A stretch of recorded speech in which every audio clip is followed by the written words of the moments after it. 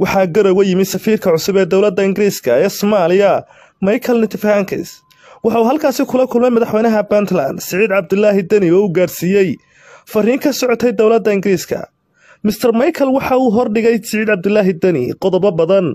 oo ay ugu horeeyaan in uusan ka qayb qaadan dagaalka Laascaanood. waxa uu sheegay walaaca dowladdiisa iyo dowlado kale oo la aragti ah ay ka qabaan in ciidan muddo ururinaya madaxweynaha Puntland Siciid Cabdulaahi Dani ay weeraraan saldhigga Gooja Cadde. kulanka oo saacado badan qaatay ayaa waxaa sidoo kale goobjoog ahaa wakiilo ka socda shirkadaha Ganal Energy ee xafiiskeeda guudi ku yaalo London. wakiilada Ganal waxay muujiyeen walaacooda ku aadan in haddii ciidanka militariga Somaliland laga soo saaro saldhigga Gooja Cadde uu dagaal ku fidi doono goobo ay heshiis shidaal qodideed kala galeen Somaliland oo ku yaala xuduudka labada beelood ee Isaaq iyo Dhulbahante.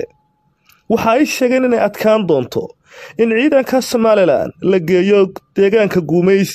iyaga oo sheegay in ay u baqayaan in dagaalku uu gaadho deegaanka Xood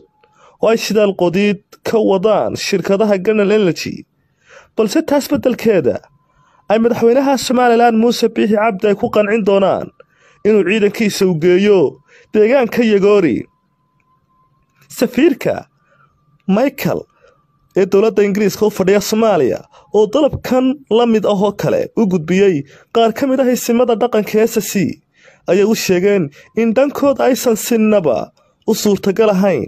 inay xakameeyaan dadweynaha cadhaysan ee hubka sita. haddii ciidanka Somaliland ay tagaan deegaanka Yagoori oo aysan ku laaban xuduud qabiiloodkooda waxay u gudbiyeen in dhankooda ay diyaar u yihiin nabad balse ay ku jiraan isdifaacid. isbada SSC waxay u sheegeen safiirka dowladda Ingiriiska in haddii ciidanka Yagoori la geeyo aysan ciidamada SSC iyo shacabka hubaysan ee SSC aysan kontrooli karayn. 3 bishan waxaa magaalada Hargeysa caasimadda Somaliland gaaray u qaabilsanaha arrimaha militariga ee safaaradda Ingiriisku ku leedahay Muqdisho Colonel Ash Wiseman.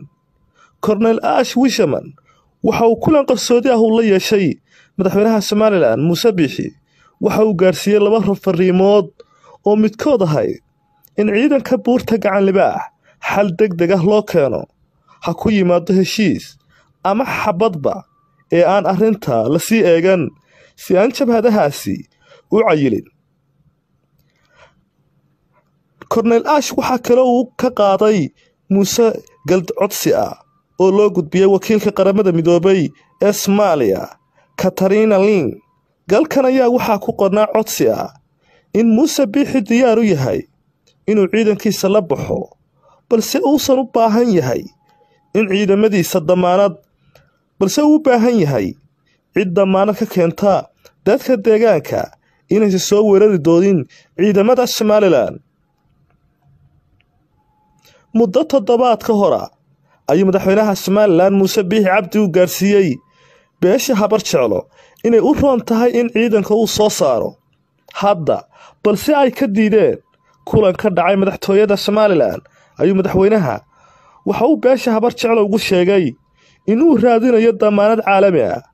oo ka reebta dadka deegaanka SSC si aysan ugu soo dhaafin halka uu tago. waxa uu sheegay in uu rabo inuu xoog saaro hawsha gudaha ka haysata oo uusan diyaar u ahayn in Isaaq kala jabo intuu kursiga uu ku fadhiyo. ugu dambeyn dadka deegaanka madaxweyne Dani ma ugu jirtaa ila meeleysada diblomaasiyadeed mise waxa habboon inay taabasho galaan SSC siday u naafayn lahaayeen ciidanka beesha Somaliland oo waxyeello badan ka geystay deegaanka. ma laga yaabaa in jidka diblomaasiyaddu dheereeyo waqtiga dagaalka si dadka deegaanku u jilcaan oo u nuglaadaan. galalka diblomaasiyaddu ma waxay waxtar u tahay dadka deegaanka mise cadowga doolka? ma la odhan karaa dagaalka istaagay saraakiisha aan wadin qabanqaabada dagaal isimada wax badan qarinaya ee aan bannaanka keenayn Dani oo ciidankiisa aan soo dagaalgelin iyo madmadow kale oo muuqdaba in ay waxtar u yihiin maleeshiyada cadowga oo waqtiga ku iibsanaya wax kastoo ay karaan. markuu cadowgu degan yahay ninkii daayaa waa doqon waa gabay uu tiriyey Cali Dhuuxaadan 1917 dadka deegaanka SSC Dani ma waxa uu la meereysanayaa danabaha diblomaasiyadeed isimada ay wax qarinaya ee aan banaanka keenayn saraakiisha aan wadin qabanqaabada dagaalku ma middan ay ugu jirtaa shacabka SSC oo muddo 7 bilood ay dul fadhiyaan cadow gaamulay oo duqeynaya magaaladii caasimadda ahayd ee Laascaanood ee xarunta gobolka Sool xogahan sirdoon ee safiirka Ingiriiska shirkadaha Ganal Energy iyo Dani iyo madaxweynaha Somaliland Muuse Biixi Cabdi oo damaanad ila meeraysa ka raadinaya beesha caalamka si ugu sii dheeraysto waqtiga 3 bishan magaalada Hargeysa sida la socoto waxa gaaray u qaabilsanaa arrimaha militariga ee safaaradda dawladda Ingiriiska Ash Wisdom waxa kulankaasi qarsoodiga uu la yeeshay madaxweyne Biixi waxaan u gaarsiiyay 2 fariimood oo midkoodna aysan ahayn una leeyihiin in ciidanka gacan libaax ee jabhadda degdeg xal uga keeno madaxweynaha Somaliland ama xal militari ama xal nabadeed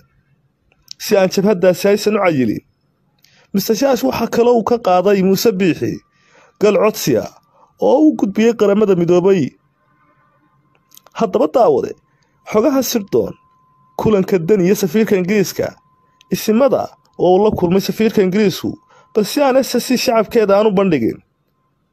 walaac badan oo 7 bilood ay qabeen shacabka SSC ay tani banaanka ay keenaysaa